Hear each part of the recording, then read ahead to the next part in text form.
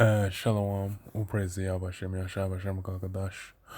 Don't want to see apostles and elders, great millstone, all well and shalom to all the brothers doing the work, sharing truth. Yeah, I got this article on The Guardian. Once again, Iran stirring up, stirring up the Middle East again. Because this is something that kicked off before as well, where they were basically, grabbing up tankers.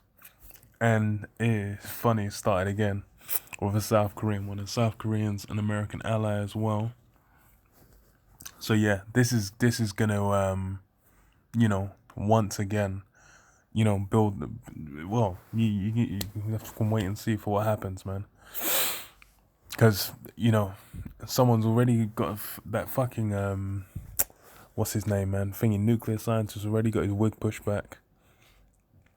And the previous leaders been strike. They had the fucking airstrike of the guy who's in Iraq, man, the general, man, the top general of Iran. So can wait and see. Trump can get involved. Who knows? He's got a few weeks left. So it says Iran seizes South Korean tanker as tensions with US mount. Move comes as Iran resumes enriching uranium up to 20% purity in significant breach of 2015 nuclear accord. It's funny because 20% ain't even meant to be in their weapons grade, but still. So it says Iran's Revolutionary Guards have seized a South Korean vessel for polluting the Persian Gulf with chemicals.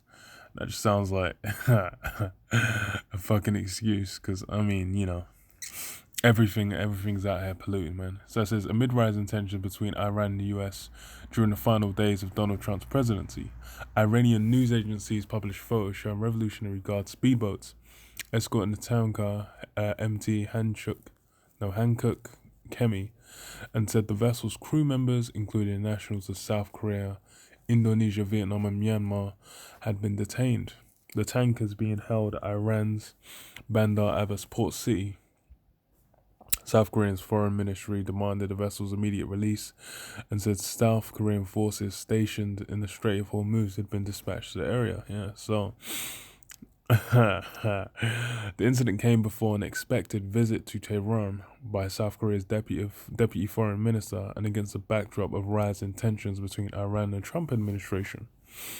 On Monday, Iran resumed enriching uranium up to 20% purity, a significant breach of the 2015 nuclear accord, reducing the time it will take to reach weapons grade level. The move, which Iran notified. Oh, so it doesn't even need to be enriched at that level. Let's see.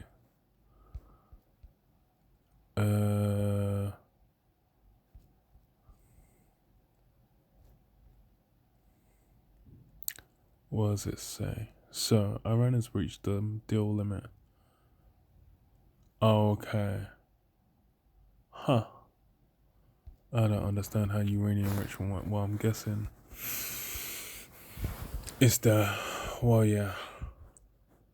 you just need a certain amount of pure uranium, I guess. Okay.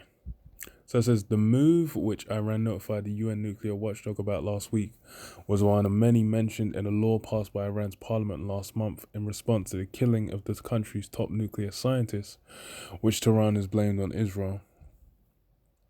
Iran started violating the accord in 2019 in retaliation for Washington's withdrawal from the agreement and the reimposition of US sanctions against Tehran. Yeah. Them sanctions are enough to provoke a war still, because it would just it's done the economy, and as well because when it happened, no, it's before the lockdown, but stacked on with the lockdown, then you're just gonna be like, yo, you're gonna have to do something, man, because like hella trade. I think the EU was still trading with them behind their back, but then stopped after a while. I can't remember the exact order of events. So, it says the enrichment is taking place on the Fordow site, which was built inside a mountain. Apparently, it says Iran enriching uranium to 20% at Fordow as a clear attempt to increase its campaign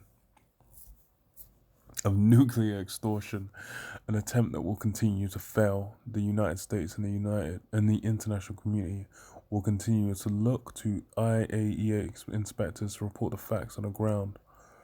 Now,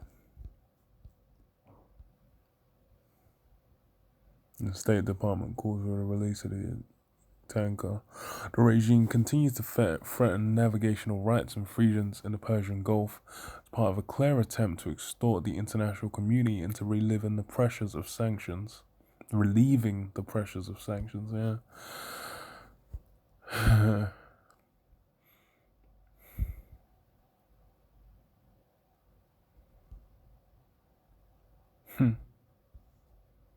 Well, yes, as well. Iran, which has a history of seizing ships. If the national flag carrier has a related dispute with Tehran, is furious. That sentence is confusing as fuck. Is furious that South Korea has for months refused to release billions of dollars of Iranian oil export revenue that it says it needs to purchase anti-Rona medicines, including vaccine. So yeah. Okay, in June, Iran's back. Okay, so there's a reason why they're going after South Korea. Just kind of funny. Iran's said the deal was approved by Washington and also said South Korea was about $7 billion in arrears for oil exported before the Trump reimposed penalties.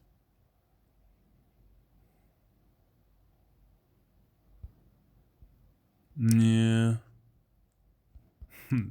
Them sanctions, man. Fucking them out. Okay, let me read that out. It says that Iran announced in June it had received medicines valued at $500,000 from South Korea after 2 years of negotiations. At the time, Iran's foreign ministry said the deal was approved by Washington. It also said South Korea was about $7 billion in arrears for oil exported before the Trump administration last year reimposed penalties on Iran's crude sales. South Korea has also always insisted it was working within the sanctions regime imposed by the US, was working to secure exemptions for humanitarian supplies. So yeah, them sanctions denying them access to those medical supplies, and it's yeah. So without them supplies as well, they'll just be thinking like, yo, the economy's gonna be done. And it's the guys at the top that are going to be more looking out for it for themselves, man. Because like they said, Maxine, if hello these guys jumping on that. So yeah, it's it's basically the US that's the origin of the of the issues. And this is these are the things that escalate into war, man. It starts with a small stone, it rolls down the mountain, becomes a fucking avalanche. Joel 3 and 9. Proclaim ye this among the Gentiles. Prepare war, wake up the mighty men. Let all the men of war draw near, let them come up. Beat your plowshares into swords and your pruning hooks into spears. Let the weak say, I am strong. That's what you're seeing. Iran is that weak saying, I am strong. Because it's that uranium refinement is that uranium enrichment, I think is the term. Enriching uranium, yeah? Or purifying?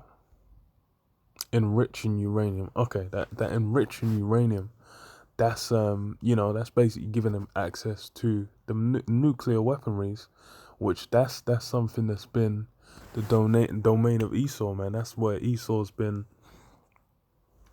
basically the one of the biggest ways he's been able to throw his might around.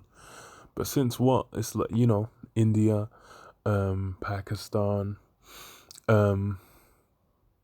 China, Russia. Well, Russia was the main ally, main opposition. But all over the globe, smaller like other members of the heathen, they've had access to them weaponries as well. And then since they've had access to it, then it's like, okay, now they're able to threaten on the same level, which is why it's such an issue for the state of Israel, for Iran to have access to nuclear weaponries, man. That's how you're gonna have this thing develop in the Middle East. So boy, yeah. Now that they're snatching up them tankers again, you have to keep an eye out and see, man, because like they said, they're sending over troops. You might have airstrikes, you might have more sanctions, you might have a few things, man. But yeah, we'll see. But yeah, I'll leave it there. Shalom. Yabashim Shalom.